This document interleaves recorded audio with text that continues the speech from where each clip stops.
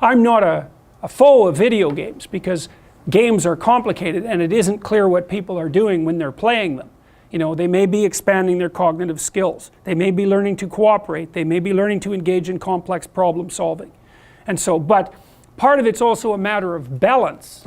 You know, 50 hours a week, probably not, unless you're going to go pro, right? Because there's other things you need to be attending to. It's not a stable solution for you, your family, your society. It's too one-sided. Yeah, and you can get pulled down rabbit holes of all sorts that are one-sided pursuits of meaning. So, and it's something we're actually going to talk about as the later classes unfold. The question is, how do you stop yourself from falling prey to a pathologized sense of meaning? And I think one of the answers to that is don't lie.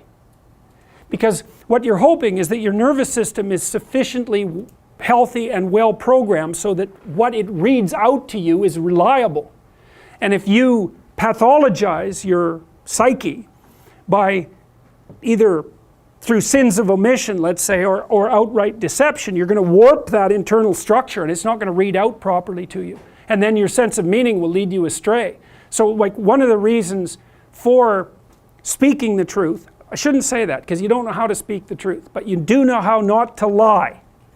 And it's a game you're playing with yourself. You can define the damn lies. No one else has to do that for you. You try not to utter falsehoods because you warp your neurological structure by doing so, and then it will read out pathologically. And then if you rely on it to guide you, it will run you right off a cliff. So that's why there's a moral element to this, is if you're going to rely on your sense of meaning, make sure that you don't pollute the mechanism. See, this is partly why people go to confession, right? Which is like I said, a psychotherapeutic technique. It's like, okay, what stupid, miserable, wretched things did I do this week? Well, that's a good thing to make conscious, right? Because maybe you can not do them the next week. And you think, well, why would you bother? It's like, well, you're in a ship. It's sailing across the stormy seas.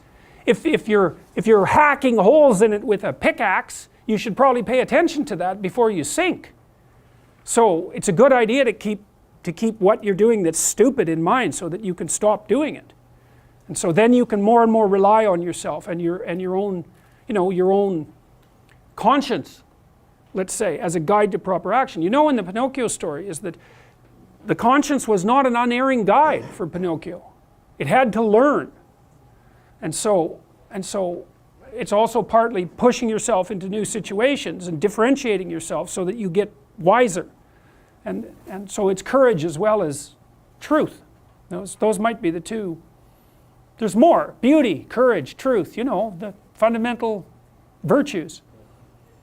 Yeah. Why be virtuous? That's the question. It's so that you can bear the suffering of life without becoming corrupt. Right? It's practical. It's practical. There's nothing more practical than that. So, unless you want misery, and people do, you know. It's exciting, misery. You could say that the ultimate sense of meaning is composed of the union of fragmentary senses of meaning, and the fragmentary senses of meaning can be overwhelmingly powerful. Anger, sexual lust, and the sorts of things that you experience when you're playing a video game, which are very carefully calibrated to keep you on the edge of exploration, let's say. The kids who could delay gratification at an early stage were doing quite a bit better later in life. Now, I don't know to what degree that was controlled for IQ, because such things matter. But the point is that, well, the point that you're making, is that you can only delay gratification intelligently, though, if the social structure is stable. Right? Because basically if you delay gratification, you're making a bargain with the potential future. And the bargain is everybody's going to keep acting the same way so that the future is the same as the present. Because otherwise you'll delay gratification and then everything will fall apart and you won't get your cake and you won't get to eat it. And so society has to be quite stable. It has to be stabilized by the contractual relationship between people before delaying gratification is a useful strategy. This is also why you see in chaotic circumstances where the future becomes uncertain, people forego delay of gratification very, very rapidly, and perhaps appropriately so. What happens as you stabilize societies, being conscientious becomes more useful. And so then you're going to be selected for as a consequence of being conscientious, and that's going to stabilize the society even more. These are roughly known as Baldwin effects. So that's where, let's call it a genetic transformation, produces a behavioral transformation that transforms the environment, so the genetic transformation is more likely to propagate. You can get unbelievably rapid evolutionary movements when you get a loop like that developing, and they happen frequently. And that's also how, in some sense, a meme can be turned into a genetic, can manifest itself genetically. So if you have an idea that spreads through the culture and it tilts the culture in a certain way such that those who hold that idea are likely to be more successful, then the meme and the biology will align themselves across time. And well, I think you see that happening. That to some degree, that's what's happened as religious stories have propagated themselves as well. Because as the idea of the hero becomes clearer, so to speak, and then it manifests itself more clearly in the society, then there's more rewards for doing it, then the selection pressures get more positively related to that kind of behavior, and the whole thing loops upwards. So it's something like that. In terms of treating mental health disorders, where do you think we should draw the line, or how should we draw the line between pharmaceutical interventions and various other psychotherapy methods? I mean, at what point is depression and anxiety should be treated with medicine, and at what point should it be, is it Okay, that's a good question. Medical interventions, anything. If you're sick, you do what is necessary to get better, and you leave your pride behind if you have to. And that says nothing about the utility of the behavioral interventions. You want to hit the problem with everything you have at your disposal. But some antidepressants, especially for people whose lives are together and who are depressed, antidepressants can be absolutely miraculous.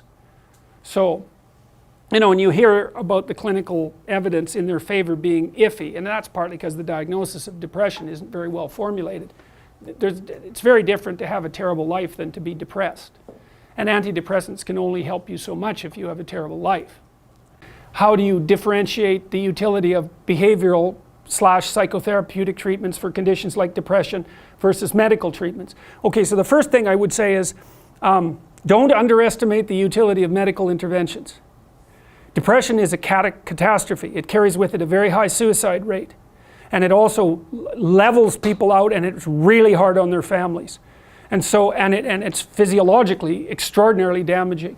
And so, if you're in a depressive state and it's severe, you can try an antidepressant. You'll know in a month if it works. If it works, well, maybe it'll help you get your life together. Like we could say, well, maybe you're depressed because your life isn't very well together. Could be. Sometimes people are depressed, their life is just, it isn't fine, because no one's life is fine. Everyone's life is a tragedy. But sometimes people have their lives in order as much as you could expect anyone to have. They have friends, they have an intimate relationship, they have a career that they like. They're qualified, industrious people working hard on what they're doing and really playing a minimum number of games with themselves, and they're terribly depressed. Antidepressant, man, sometimes that will just fix it. And so hooray, like you're a biological entity. If there's something out there that can help you strengthen yourself so that you can prevail, great. And people, you hear, everyone takes antidepressants, everyone's taking them. It's like no one takes those bloody things without serious consideration.